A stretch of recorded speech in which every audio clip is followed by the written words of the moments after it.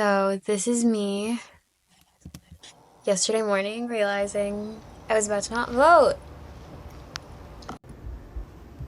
Okay, my flight is in 7 hours. I should go to bed. But a little context. I kind of have crazy political lore.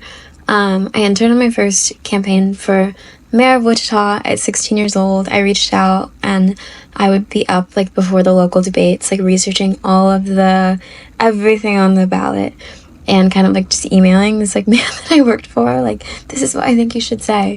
And then when I was Miss Teen USA, I thought I wanted to study politics at Princeton, so I was like so into politics. And when I won, like that was one of my big things, was like this think piece in 17 on like the importance of voting and voting young. And then I also I did a lot of work with like DoSomething.org and Global Citizens, and I was in this like random I did this like random speech in this like Global Citizens event in Central Park with my Miss USA and then Robert De Niro. But I was so young and I I didn't have like a Martin Scorsese phase yet.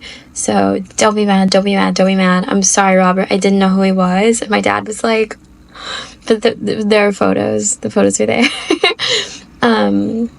And the more I'm like soaking in tomorrow and thinking about like Kansas politics, because I'm American, but I'm Kansan. I'm proud to be an American.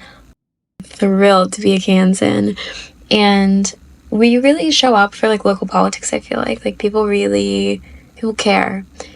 And I'm thinking about when I won Miss Teen USA, like I won the day before Meghan Markle got married. Or I was even talking to my friends about like early memories of Obama. Like I'm so excited that a Black woman is on the ballot to be the president of the United States. And Kansas is home to me. Like that is where my permanent address is. It's where my heart is. As corny as that sounds, I'm so excited to go back to Kansas. I'm so excited to vote as a Kansan. Like, it's amazing. It's like a great right that we have. And when I was 17 and I was like baby writing that op-ed, it was like one thing, but now I'm like, the frontal lobe has formed a little bit more and like I get it. Let's go vote. Yeah. Okay, so I'm gonna leave for the airport in like 3 or 4 hours. And it also hit me, I forgot to mention, I worked on a presidential campaign the summer before 2020, and it was so interesting to me, like especially doing that right after Miss Teen USA, and I was working in like digital media specifically, because everything is media. The textbook definition of media is just like information. But digital media is crazy, and I think it's easy to fall into this like algorithmic spiral of like feeling really disempowered and feeling like your vote doesn't matter, or feeling like everything's already decided because you're seeing like the polls and things. But that's why I'm so big on like talking to the people in your community and also understanding like local politics. Like there's this restaurant I really like that I go to a lot with my friend, and they needed signatures from their neighbors to get a liquor license. So I said like, give me a sheet, and I walked down the street talking to the people who owned the businesses and like lived in the area, and came back with a full sheet of signatures. And I think we forget that as people in the world, as people in a community, we have that power. And this is the last thing I'll say before I really need to go to bed. But they're a friend of mine who I'm obsessed with. I love her. She's brilliant. She's a lawyer. She was the president of like the Black Law Association at Harvard. She is obviously like so politically active. She was a big inspiration of mine growing up. And when I was asking her like what the first step that people can really like take to make the world a better place politically, to make communities safer for everyone, she was saying that the first step is literally like knowing the people in your community and talking to your neighbors, because then you're better at mitigating like conflict within your community, mitigating it in a way that's compassionate and like mutually respectful, as opposed to like disenfranchising people, as opposed to it's like just so many of the issues we see now in the world that we currently live in. But I think we have to remember like we shape the world we live in just as much as we are in it and we are an audience to it at the same time. Like, we're in the play too, which is we're in the play and we're also like writing it. Okay, I'm gonna live narrate my own blog. I got to Kansas finally. Oh my goodness, such a long day. I was working. I do really enjoy my job, and I work with some of the best, lovely, most amazing people ever. And then when I finished, I went with my amazing father straight to the polls. Look at that museum. Every town has a great museum. Get off your phone. Go. Kansas is beautiful. The sky feels so big here. And yeah, I got to the polls. And I chose to do paper only. I was so excited about it. I took my time. I looked up everyone. Dad, how long did I take? You were there about 25 minutes. Because I looked up every single name because I wanted to know who I was voting for. I voted. Guys, I voted.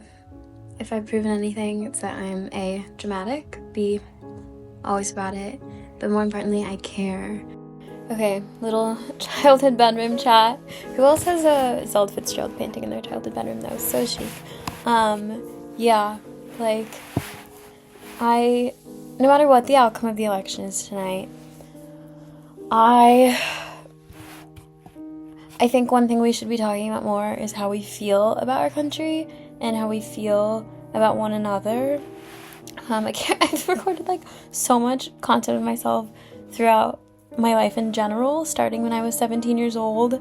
But I think one thing we should think about is how the content that we make and consume makes us feel, how it makes us feel about this country, how it makes us feel about one another.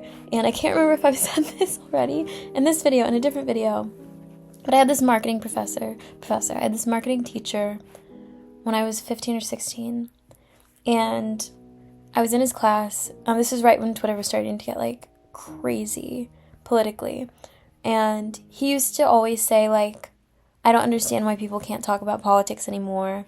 It used to be like one of the top 3 topics along with the weather. And when I was 16, it was like right after I had read Sex Object by Jessica Valenti, and I was getting in my like political Twitter era, as we all did as teenagers. And I was really angry. I was like angsty, I was angry, but I cared and I wanted to make a change, and that's why I interned on a mayoral campaign. That's why I like got into politics initially.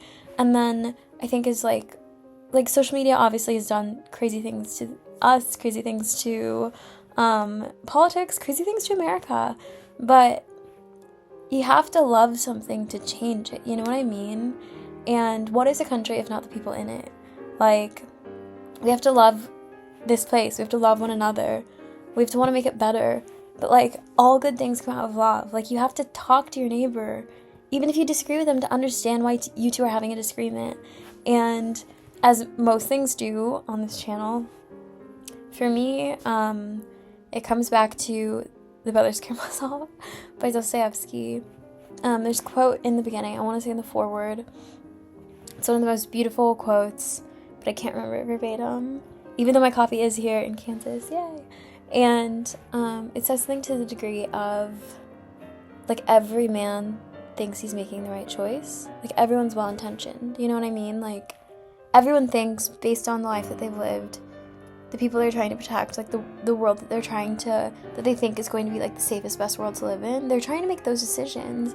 And we have to have, like, John Haidt writes about this a lot, and this is why I really do admire him, like, we have to have a healthy dialogue, we have to have a healthy avenue for discourse, for compassion, for empathy, and I think it's most effective when done in person. We need, like, to start re-inhabiting third spaces, opening them, supporting them. We need to buy local, we need to vote in local elections, because these are the kind of things that, like, we're not going to solve.